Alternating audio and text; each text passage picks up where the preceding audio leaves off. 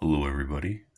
Welcome to day 18 of the 24 Days of Tea Advent Calendar 2025 by Adagio Teas, presented by yours truly, Tosado. Introductions out of the way, we're going to get right into it. Today, we're brewing with the handy dandy teapot. It's a classic. You cannot ever go wrong using this. And just into a standard glass cup for visibility. I would always use like a mug or a cup of some kind, not the glass, but it's great for display. No fanfare. Get right out of the way. We got Blackberry Sage Oolong. I'm not gonna lie. Today marks 1 week from Christmas. I was kind of hoping for another like festive flavor.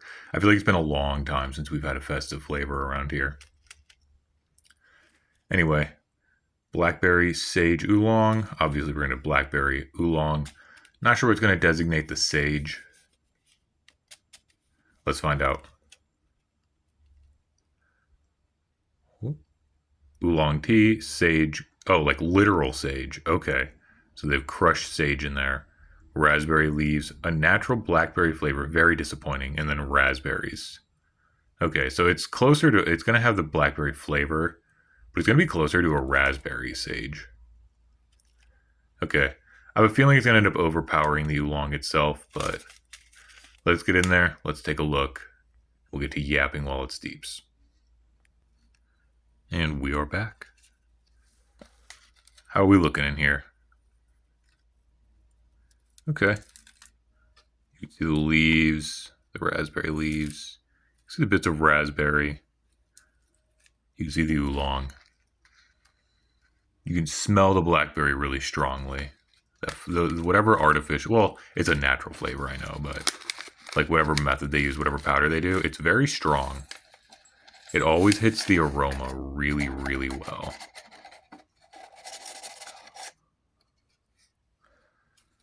Alrighty. That emptying out of the way. Nothing special, no extra bits. Couple small parts. Those are going to end up running through the natural filter here. So one thing I don't do that a lot of people do is there are mesh filters that you can get as part of tea sets.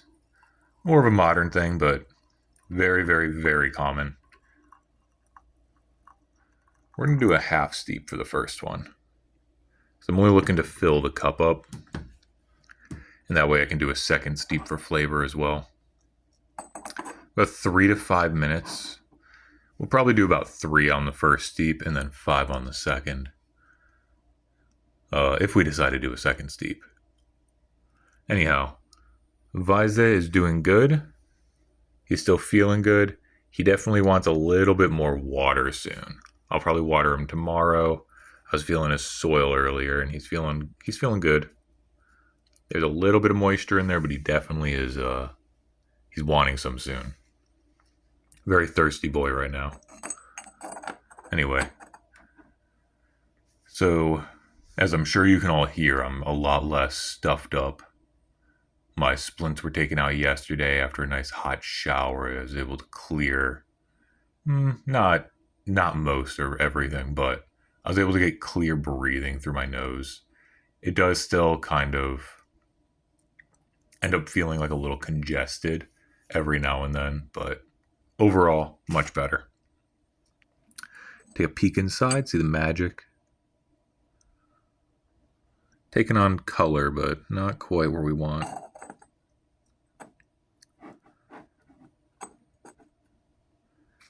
So, oolong is a partially oxidized tea. Briefly on the last oolong, I explained that you can have oolongs that range anywhere from nearly a green to basically nearly a black tea. And that is due to the very unique way that it's partially oxidized before baking. There's a lot of different types of oolong out there. Oolong used to be an exclusive tea made just for the Forbidden City in China, which is where the rulers were. It's in the center of Beijing. It's now a tourist destination, but for literal centuries, it was a whole like city inside the city that average people were not allowed into. It was like deeply, deeply guarded. Only like the actual people who worked at the palace, the dignitaries, that kind of thing. And then I think embassies and like embassy workers were in there as well.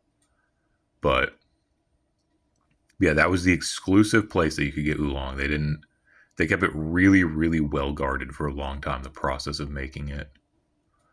Because at the end of the day, it's the same leaves, it's the process that you make it that determines that. So just a little interesting tidbit for everybody there. A not related to oolong tidbit was a long, not a long time ago, a handful of videos ago, I was talking about Earl Grey. And I know the story is the guy was the Earl of Grey, and it was named after him, hence Earl Grey tea. What I didn't know if it was pronounced bergamot. It is bergamot. Um, I didn't know where the oil was from, so it's actually from a thing called a bergamot orange, which, you know, oranges and tea have such like a deeply connected history. It's really kind of interesting. Citrus fruit in general. But yeah, so it's the bergamot orange. I forget what the whole story was of how it ended up getting together, but he would get bergamot orange in his standard like black tea. I think Ceylon black. I think that was the original kind. And he would put the bergamot oranges in it. Nowadays we just use the bergamot oil itself. But yeah, so just a little interesting tidbit for you. And to answer a previous inquiry of mine. Okay, our color's looking good. It's looking rather infused. So we're just going to give this a nice little pour.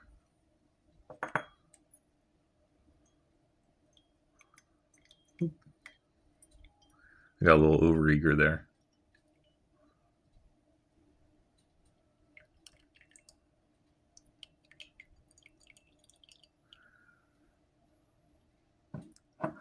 All right. Very rich, deep color. You can see through it perfectly. Oh yeah. You like even read the characters on the teapot there. Perfect, beautiful clarity.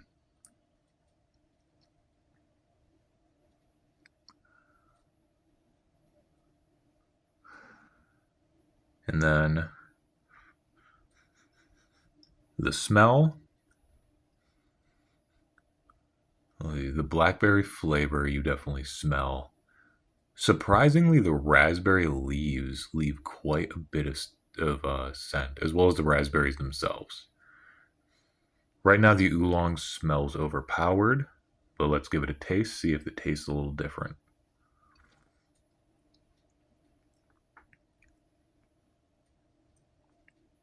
Okay, so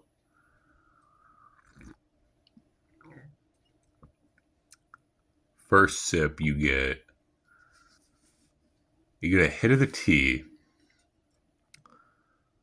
followed by the blackberry flavor, immediately overtaking it.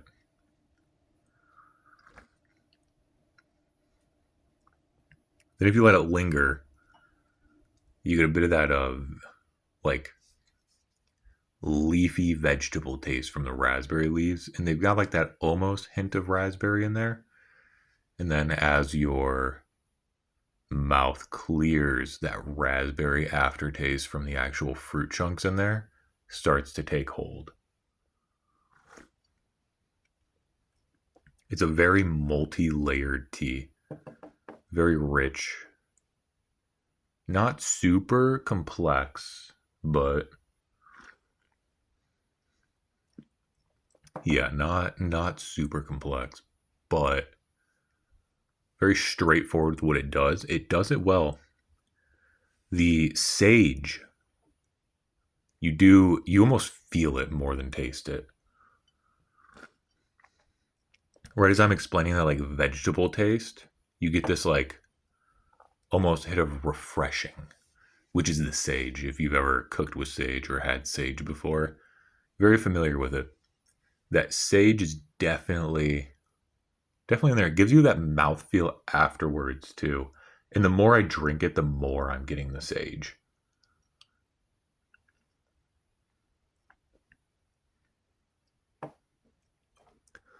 Interesting addition putting the sage in there. Really enjoyable. The first sip, I was not super impressed with this tea. I was thinking mid tier.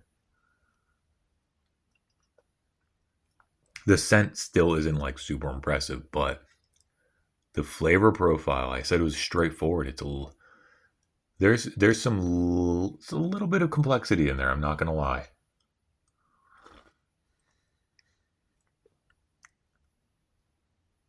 Oh yeah, this is a winner.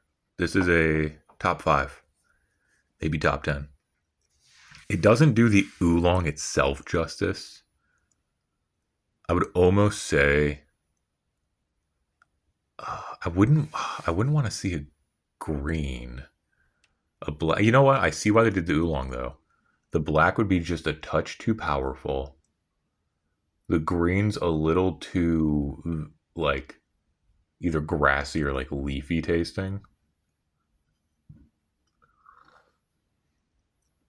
And a white just wouldn't be strong enough to assist it. You know what? No, solid choice overall. This is definitely a top five tea from the advent calendar here. Really, really solid. Shout out to this one. This one's a winner. Blackberry Sage Oolong. Huge winner. All right. Thank you, everybody, for watching. Enjoy yourself some tea. I'm going to make myself a second glass of this one here. Have a great day.